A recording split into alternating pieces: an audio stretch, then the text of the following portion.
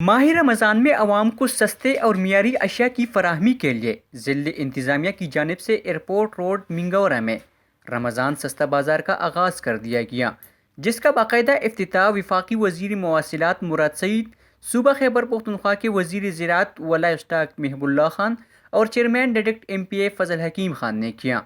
D C Swat Saqib رضا اسلم نے ممبران assembly کو سستا بازار سے متعلق بریفنگ دی اور ان کو سٹالز کے دورے بھی کرائے۔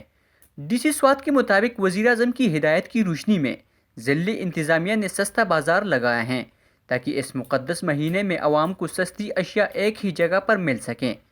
انہوں نے کہا کہ تمام تحصیلوں کو سخت ہدایات جاری کر دی گئی ہیں کہ ماہ رمضان میں اشیاء کی قیمتوں کو مکمل کنٹرول میں رکھے جائیں۔ ڈی سی سوات کے مطابق منگورہ شہر میں رمضان سے قبل 3 سستے بازار قائم کیے جائیں گے، جبکہ سوات کی ہر تحصیل کے سطح پر ایک سستا بازار قائم کیا جائے گا، جس سے عوام کو ریلیف ملے گا اور ان کو معیاری اور سستے اشیاء کی فراہمی یقینی بنائی جائے گی۔ کیمرہ مین قصر خان کے ساتھ اویس احمد خان، SWAT News.com، منگورہ سوات۔